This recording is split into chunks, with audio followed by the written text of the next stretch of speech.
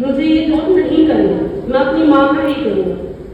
तो क्या होता है, वो बच्चा घर जाता है, मायूस सा बैठता, भाई माँ सेलेक्ट हो गया था, फिर भी बच्चा मायूस आके बैठ जाता है। माँ कसम कसमें